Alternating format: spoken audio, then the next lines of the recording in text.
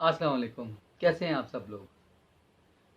पिछली वीडियो में हमने ये डिस्कस किया था कि आप अपना स्ट्रेस किस तरह रिड्यूस कर सकते हैं। कुछ प्रैक्टिकल वेज मैंने आपको बताए थे, जिनको इस्तेमाल करके, इनको अप्लाई करके आप अपनी लाइफ में अपना स्ट्रेस रिड्यूस कर सकते हैं। आज वाली वीडियो पिछली वीडियो की कंटिन्यूशन है।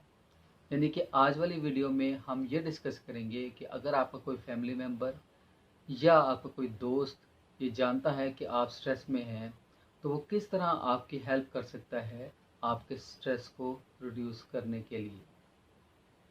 तो चलिए वीडियो स्टार्ट करते हैं।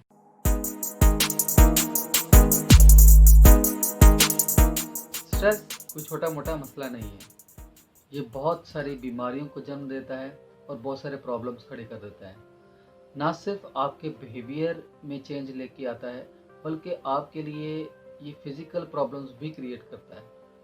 Ulcer, insomnia, headache, depression, anxiety और इस तरह की कई प्रॉब्लम्स आपके लिए पैदा हो जाते हैं अगर आप स्ट्रेसफुल सिचुएशन से गुजर रहे हैं या अगर आप मुसलसल स्ट्रेस्ड रहते हैं। इसके बरक्स हम लोग स्ट्रेस को बहुत इजी लेते हैं। हम इसे बीमारी समझते ही नहीं हैं, हालांकि ये तमाम बीमारियों की जड़ है और बाज़ औक़ात ये बहुत सीरियस सिचुएशन इख्तियार कर लेती है। मगर एक आम इंसान इसको ये समझता है कि ये टेम्परेरी फेज़ है, इसे गुज़रना एक लाजमी सी बात है और बग़ैर किसी इलाज के, बग़ैर किसी से कंसल्ट किए हुए, बग़ैर किसी थेरेपिस्ट से कंसल्ट किए हुए या बग़ैर किसी एक्सपर्ट से राय लिए बग़ैर ही हम इससे निजात हासिल कर लेंगे। मगर ऐसा बिल्कुल नहीं है। अगर आप ये समझ रहे हैं कि आप बग़ैर किसी से कंसल्ट किए इससे निकल जाएंगे, तो ये आपकी खामख्याली है। सेल्फ मेडिकेशन से हमने बहुत सारे मसाइल खड़े किए हैं और इसके ज़रिए हमने एक माइंडसेट डेवलप कर दिया है जो कि ये बिलीव करता है कि दवाई की या किसी से कंसल्ट करने की ज़रूरत ही नहीं है।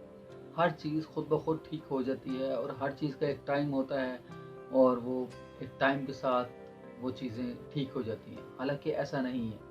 जब आपका माइंडसेट डेवलप हो जाता है किसी चीज़ के बारे में, कोई राय कायम कर लेते हैं आप बग़ैर किसी तहकीक के, तो वो बाज़ दफ़ा तोहमात को जन्म देती है। हम ये सोचने लग जाते हैं कि जो हमारे जहन में है या जो हमने सीखा है दूसरों से, अपने एनवायरनमेंट से, अपने लोगों से, इर्द गिर्द के लोगों से, क्योंकि वो भी तोहमात का शिकार होते हैं, तो हम ये समझ रहे होते हैं क्योंकि हमने जो हमारे एनवायरनमेंट में लोग होते हैं वो हमारे जानने वाले होते हैं, वो हमारे प्यारे होते हैं, वो हमारे दोस्त होते हैं, अहबाब होते हैं या फैमिली मेम्बर होते हैं।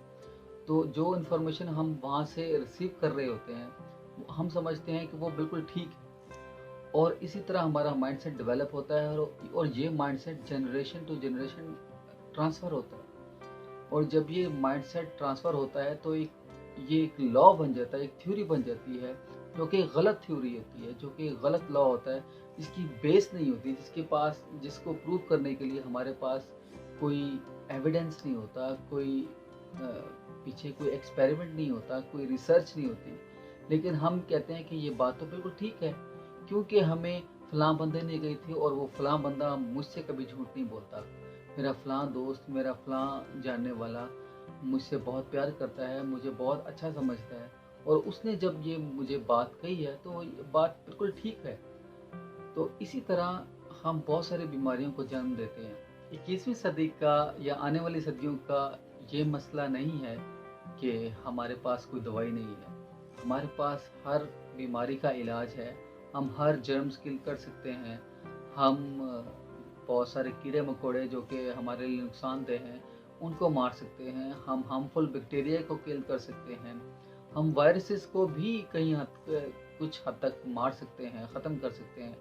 मगर हमारे पास उन बीमारियों का इलाज नहीं है जिनको हमने खुद क्रिएट किए। यानी कि मेरे कहने का मतलब है वो तोहमात, वो मसाइल, वो ज़हनी मसाइल जो कि हमने खुद क्रिएट किए हैं, उनका इलाज बिल्कुल नहीं है। इसको मेरी खुशकिस्मती समझें या कुछ और, मैंने अपनी लाइफ में कुछ ऐसे मेंटोर से मुलाकात की और कुछ ऐसे लोगों से मिला जिन्होंने मेरी लाइफ चेंज की, जिन्होंने मेरी बड़ी हेल्प की कि मैं अपनी लाइफ खुद कैसे डिज़ाइन कर सकता हूँ। और इसी शौक़ और इसी तजस्सुस की वजह से मैंने बहुत सारी चीज़ें सीखी भी उनसे और कुछ कोर्सेज़ भी किए। तो मुझे बड़ी हेल्प मिली कि मैं अपनी लाइफ़ किस तरह डिज़ाइन कर सकता हूँ, मैं किस तरह अपनी लाइफ़ में बेहतर चेंज ला सकता हूँ और मैंने बेहतर चेंज लाया।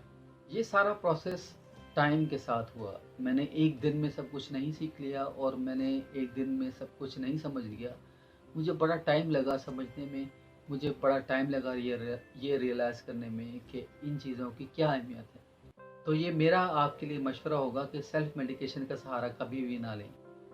आप किसी न किसी एक्सपर्ट या किसी न किसी प्रोफेशनल से राब्ता ज़रूर करें और उसे बताएं कि आप स्ट्रेसफुल सिचुएशन से गुज़र रहे हैं, आपको कोई प्रॉब्लम है, तो वो ज़रूर आपकी हेल्प करेगा। सेल्फ मेडिकेशन टेम्परेरी तो आपका मसला जो है वो हल कर सकती है, लेकिन शायद इन द लॉन्ग रन, बल्कि यकीनन इन द लॉन्ग रन आपके लिए सेल्फ मेडिकेशन नुकसानदेह है।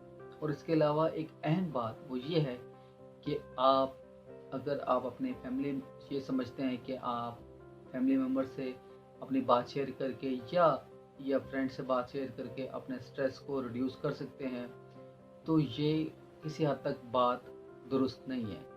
क्योंकि आपके फैमिली मेम्बर्स हों या आपके फ्रेंड्स हों, वो प्रोफेशनल नहीं हैं, उनको आप कंसल्ट नहीं कर सकते।